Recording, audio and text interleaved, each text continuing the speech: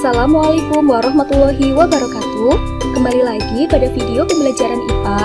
Pada video kali ini kita akan mempelajari tentang besaran turunan. Besaran-besaran yang dapat diukur selain 7 besaran pokok ini disebut besaran turunan. Besaran turunan merupakan besaran yang satuannya diturunkan dari satuan besaran pokok. Contoh besaran turunan adalah luas, yang disimbolkan dengan A besar. Luas diperoleh dari penjabaran besaran panjang dikali lebar. Satuan panjang adalah meter, satuan lebar juga meter, sehingga satuan luas adalah meter kuadrat. Begitu juga dengan volume, yang disimbolkan dengan V besar. Volume didapatkan dari panjang kali lebar kali tinggi. Panjang, lebar, tinggi, ini satuannya semuanya adalah meter, sehingga satuan volume adalah meter kubik. Begitu juga dengan gaya yang disimbolkan dengan F besar. Gaya diperoleh dari perkalian antara massa dan percepatan.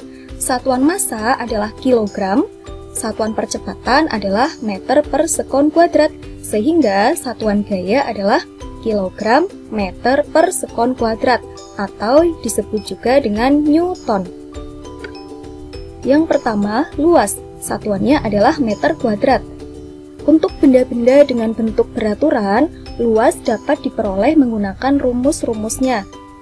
Seperti panjang kali lebar untuk mencari luas persegi panjang, atau pi r kuadrat untuk mencari luas lingkaran. Lalu bagaimana dengan benda yang bentuknya tidak beraturan seperti daun ini? Untuk mencari luas benda yang tidak beraturan, kita dapat menggunakan kertas berpetak atau milimeter blok. Nanti kalian jiplak dulu gambar daunnya, kemudian kotak yang terisi penuh diberi tanda 1, sedangkan kotak yang tidak penuh diberi tanda setengah, seperti ini contohnya. Nah, seperti ini diberi tanda. Oh ya, bagian ini tidak saya beri tanda karena ini bisa melengkapi ke bagian ini. Yang sebelah sini dapat melengkapi bagian ini, dan yang bagian ini dapat melengkapi bagian yang sebelah sini. Kita hitung ya, yang kotak penuh ada berapa? 1, 2, 3, dan seterusnya ada 23 dikali 1 bagian. Ditambah yang setengah bagian ada 12, sehingga ditambah 12 dikali setengah. 23 dikali 1 sama dengan 23, 12 dikali setengah sama dengan 6, sehingga luasnya adalah 23 ditambah 6, sama dengan 29 satuan luas.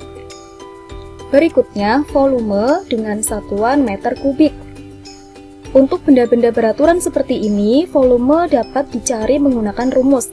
Seperti balok, ini rumusnya, panjang kali lebar kali tinggi, kemudian kubus, volumenya, sisi pangkat 3, dan sebagainya.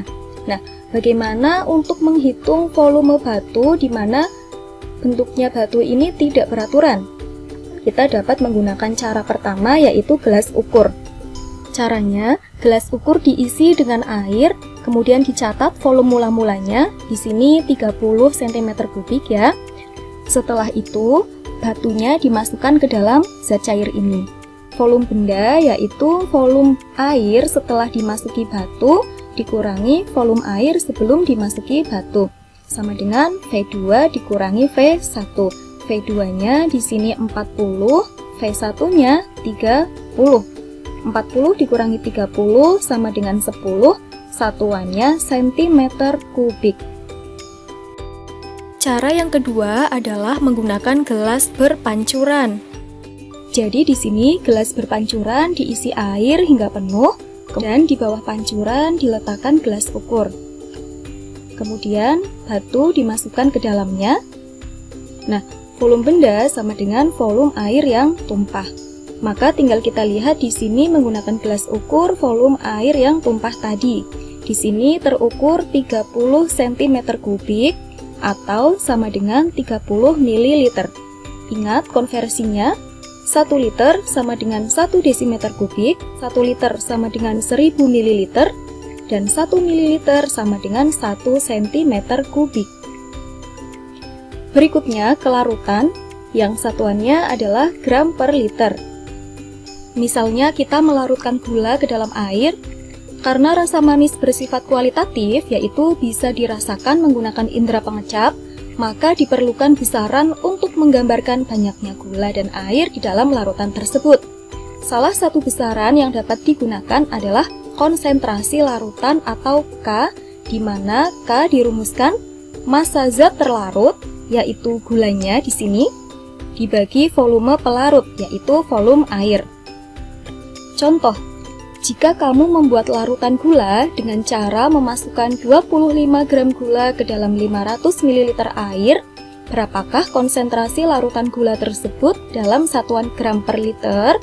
Diketahui, massa zat terlarut adalah 25 gram, volume pelarutnya 500 ml, kita jadikan liter, yaitu dibagi 1000 sama dengan 0,5 liter. Ditanyakan, K dalam satuan gram per liter. K sama dengan massa zat terlarut dibagi volume pelarut, sama dengan 25 gram dibagi 0,5 liter. Untuk memudahkan dalam perhitungan, maka kita hilangkan 0, ini dengan mengalikannya dengan 10.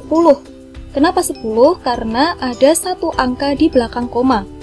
0,5 dikali 10, maka yang atas juga dikalikan 10. Sehingga 250 dibagi 5, sama dengan 50 gram per liter. Berikutnya, laju pertumbuhan. Laju pertumbuhan dapat diperoleh dengan menurunkan besaran panjang dan besaran waktu. Dirumuskan, laju pertumbuhan sama dengan pertambahan tinggi dibagi selang waktu. Misalkan kamu menanam jagung. Pada pengukuran awal diperoleh tinggi tanaman 20 cm. Dalam waktu 10 hari, tingginya menjadi 60 cm. Berapakah laju pertumbuhannya? Oke, kita gunakan rumus yang tadi, kita cari pertambahan tingginya dulu. Pertambahan tinggi bisa kita cari dengan tinggi akhir, yaitu 60 cm, dikurangi tinggi awal, yaitu 20 cm. Dibagi selang waktunya adalah 10 hari. Sehingga 60 dikurangi 20 sama dengan 40 cm dibagi 10 hari, sama dengan 4 cm per hari. Demikian materi pada video kali ini, semoga bermanfaat. Terima kasih. Wassalamualaikum warahmatullahi wabarakatuh.